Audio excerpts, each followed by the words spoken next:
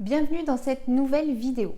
Aujourd'hui, comme prévu, je vous donne 3 techniques pour devenir un peu plus à l'aise à l'oral. En tout cas, ce sont des techniques qui, moi, m'ont permis de devenir plus à l'aise et surtout d'oser, en fait, clairement, prendre la parole, imposer mon point de vue, pouvoir évoluer mon activité de secrétaire indépendante.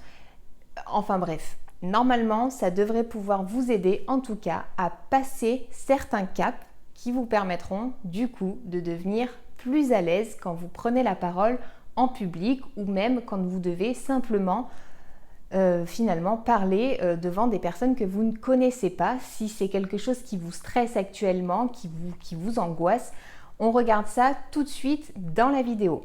Avant toute chose, je vous invite à vous abonner à la chaîne pour voir les prochaines vidéos et à vous inscrire aux emails privés pour recevoir tous mes conseils dans votre boîte mail.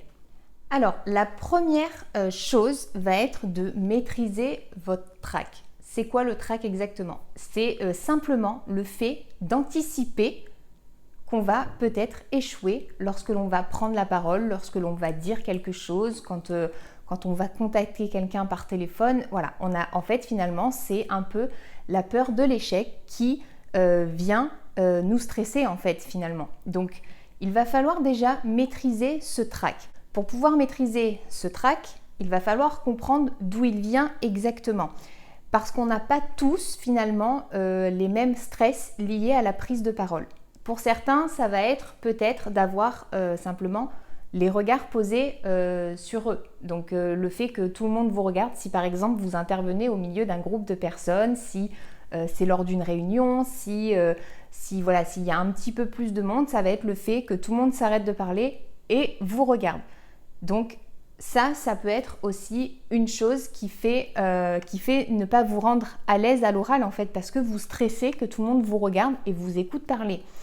Pour d'autres personnes, ça va être peut-être plus le fait de se demander si, lorsqu'elles vont prendre la parole, ça va être assez intéressant et est-ce que ça valait le coup d'interrompre éventuellement certaines personnes qui étaient déjà en train de parler? Est-ce que ça va être assez intéressant? L'intervention va être assez intéressante? Est-ce que d'autres personnes n'ont pas quelque chose de plus intéressant à dire qu'elles? Bref, ça peut être ça, la source de stress, le trac qui monte, ça peut être dû à ça. Donc en fait, la première chose qu'il va falloir faire, ça va être du coup de trouver exactement qu'est-ce qui vous stresse quand vous allez devoir parler, quand vous allez devoir prendre la parole, que ce soit devant beaucoup de personnes ou peut-être devant simplement une seule personne. Donc une fois que vous allez mettre le doigt là-dessus, on va passer à la deuxième technique qui va du coup consister à dédramatiser cette prise de parole finalement. Se dire que si on est là, c'est quelque part qu'on le mérite. On mérite d'être là, on a été convié à cette réunion, on a été peut-être rappelé par un client et donc il est là pour nous entendre. Finalement, on a notre place au téléphone avec lui. On a notre place dans cette réunion, on est légitime à prendre la parole. Et donc, on va dédramatiser cette prise de parole et se dire que tout va bien se passer. Certes, peut-être d'autres personnes vont dire des choses plus intéressantes que vous. Peut-être que vos interventions ne vont pas toujours être les plus spectaculaires, mais on s'en fiche. Le principal va être d'intervenir et de donner votre point de vue, votre avis, de dire ce que vous avez à dire. Parce que si vous êtes là, si on vous a convié, c'est pour entendre votre avis et donc il est bon de le faire entendre aux autres. Donc le plus important, ça va quand même être d'être très positif et d'arrêter de penser qu'on n'est pas assez bien, que notre expérience n'est pas assez longue, que nos compétences ne sont pas assez développées, que notre expérience n'est pas assez grosse, etc. Si on est là, c'est qu'il y a une bonne raison et on assume le fait d'être là, justement, on s'impose et on se fait entendre. Si on a besoin de dire quelque chose, on le dit. C'est jamais bon finalement de garder en fait les choses pour soi. Lorsqu'on sait que l'on peut intervenir, que l'on a quelque chose à dire, il faut le dire. Et c'est souvent personnellement, ça m'est beaucoup arrivé quand on était à l'école, de se dire, le prof pose une question. De mon côté, je me disais, je pense que j'ai la réponse, mais j'osais pas finalement lever le doigt, comme on devait faire à l'école, lever le doigt et pour donner ma réponse, de peur de me ridiculiser parce que ce n'était peut-être pas la bonne réponse, ou peut-être même de me dire « Ah mince, j'ai piqué la place à quelqu'un d'autre pour répondre et finalement ma réponse n'est peut-être pas totalement vraie, je vais peut-être pas arriver à la développer assez, etc. » Et finalement, je me rendais souvent compte que c'était complètement bête parce que finalement, même si ma réponse n'était pas bonne, le professeur aurait pu du coup me reprendre pour que je comprenne, ou alors au contraire mes réponses étaient bonnes et du coup c'était complètement bête de ne pas avoir levé le doigt parce que parce qu'on ne se rendait pas compte que je savais en fait finalement la réponse. Et dans ces cas-là c'est exactement la même chose.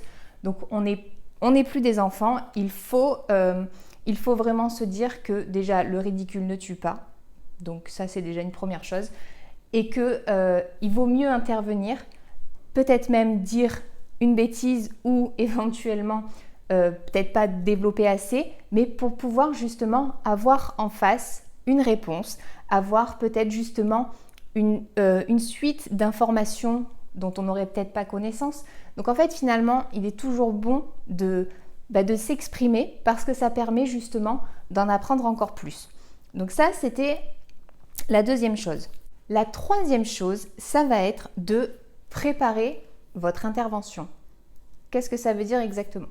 Si vous devez, par exemple, faire une réunion à un endroit que vous ne connaissez peut-être pas et c'est peut-être ça qui vous stresse, peut-être qu'il serait bon de pouvoir, bien évidemment si la distance le permet, vous rendre sur les lieux et commencer à vous en imprégner un petit peu. Peut-être si vous avez rendez-vous avec un client, que ça vous stresse aussi, que vous devez vous déplacer dans ses locaux, etc.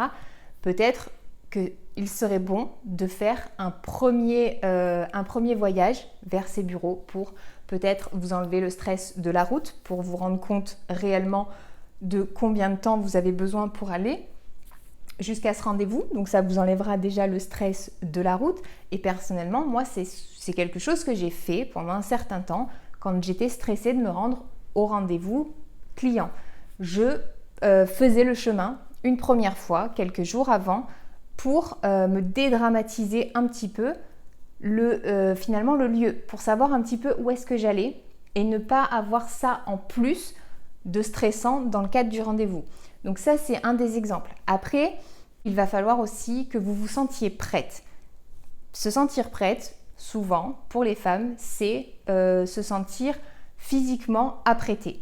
Donc, bien évidemment, quand on ne se trouve pas forcément à son avantage, quand on se trouve pas belle, on se trouve mal habillée, on ne se sent pas à l'aise dans nos habits, ça peut jouer énormément sur notre trac. Donc, je pense, en tant que femme, il faut mieux prendre le temps de se préparer physiquement avant d'aller à un rendez-vous qui pourrait être stressant et du coup vous empêcher d'être à l'aise parce que ça va se ressentir sur votre façon de vous exprimer. Si vous vous sentez à l'aise dans vos baskets comme on dit, que vous vous êtes bien apprêté, que vous vous sentez en confiance physiquement, vous allez être vachement plus confiante quand vous allez vous exprimer. Vous allez pouvoir être beaucoup plus à l'aise en fait finalement et la personne en face de vous va le ressentir. Et ça va permettre du coup de développer un petit peu votre talent oratoire comme on en a parlé dans la dernière vidéo. Donc ça va vous permettre d'être quand même beaucoup plus à l'aise oralement. Mais il n'y a pas le fait de se préparer que physiquement. Il y a aussi le fait de se préparer intellectuellement, parce que bien évidemment, il n'y a pas que le physique qui compte, et le fait de préparer son intervention de manière intellectuelle va énormément vous aider, peut-être voire même plus que physiquement. Si vous connaissez votre sujet, si vous savez exactement de quoi vous devez parler, que vous avez peaufiné, peut-être, je ne sais pas si c'est un client qui vous appelle pour voir avec vous les tarifs, les prestations, etc. Si tout a été préparé, si vous savez exactement de quoi vous parlez, vous serez beaucoup plus à l'aise parce que vous l'aurez préparé et que tout sera frais dans votre tête. Donc il ne faut pas hésiter à préparer vraiment cette intervention également sur le côté intellectuel. Comme par exemple si vous deviez faire une pièce de théâtre, on en revient encore là puisque la qualité de l'oral est extrêmement importante, vous allez forcément apprendre votre texte. C'est exactement la même chose. Donc là, la chose n'est pas d'apprendre par cœur ce que vous allez devoir dire, mais vraiment de connaître les sujets et de les avoir étudiés. Comme par exemple quand on se rend chez un client, on se renseigne sur lui, sur son activité, sur qui il est et de quoi il pourrait avoir besoin pour justement préparer les prestations que l'on va éventuellement lui proposer. Donc ça, c'est vraiment quelque chose qui va vous permettre de vous dire « Ok, je suis stressée, parce que c'est normal finalement, ce serait de ne pas être stressé, qui ne serait pas normal. C'est au moins, je sais de quoi je vais lui parler, je sais de quoi à peu près il peut avoir besoin. Je ne ferai pas complètement fausse route quand je vais m'exprimer à lui et du coup, ça va forcément vous enlever un petit peu de stress en fait finalement. Donc préparez bien votre intervention, même sur ce que vous allez dire lors de cet entretien, lors de cette conversation. Voilà, c'est quand même très important d'être au clair dans sa tête finalement pour vraiment se sentir complètement à l'aise. Et ensuite, dernière petite chose qui paraît très bête, mais qui, je pense, joue énormément, ça va être de trouver quelque chose qui nous calme un petit peu, qui nous apaise. Alors, pour certains, ça va être la respiration. Je trouve que ça fonctionne assez bien, donc je ne suis pas prof de yoga ou je ne sais pas quoi, mais c'est vrai que le fait de prendre de grandes inspirations, ça permet de se calmer un petit peu. Donc ça peut être quelque chose qui fonctionne avant de prendre la parole. Voilà, même si vous êtes dans un groupe, que c'est une réunion ou n'importe quoi, que vous pouvez faire ces respirations discrètement sans que personne s'en rende compte avant d'oser prendre la parole devant tout le monde et de dire quelque chose en fait. Donc le fait de respirer et en fait finalement de calmer un petit peu les réactions de son corps vis-à-vis de ce trac, de ce stress, de ces angoisses, ça va énormément vous aider. Ensuite, il va être bon de finalement, dans le cadre de la préparation de votre intervention, de trouver ce qui vous fait du bien. Alors pour certains, ça va être de boire un café avant. Pour d'autres, il ne faut surtout pas parce qu'au contraire, ça va un petit peu les stresser encore plus. Donc ça peut être une chose de ce genre. Ça peut être de boire un grand verre d'eau, ça peut être d'écouter la musique sur la route. Voilà. En fait, chacun doit trouver finalement ce qui lui fait du bien, ce qui le prépare mentalement et le met en bonne condition pour aller s'exprimer devant des gens, pour aller à un rendez-vous, pour pouvoir vendre son projet. C'est vraiment très important de vous mettre dans de bonnes conditions et surtout, vraiment le dernier conseil que je vous donnerai, c'est d'avoir confiance en vous, en ce que vous êtes et en ce que vous faites. Si vous êtes là, c'est qu'il y a vraiment une bonne raison, c'est que vous êtes déterminé à le faire et il va falloir montrer que vous êtes sûr de vous et que vous avez votre place parce que si vous êtes là, c'est qu'il y a une bonne raison.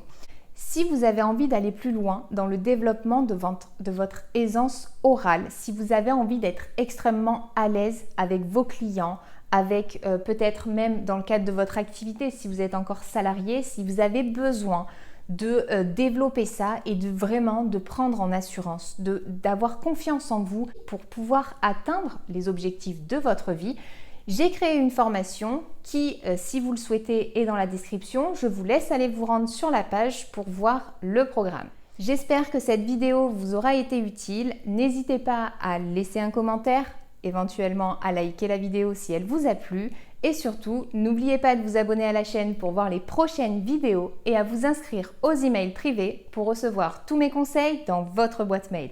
À bientôt dans une prochaine vidéo.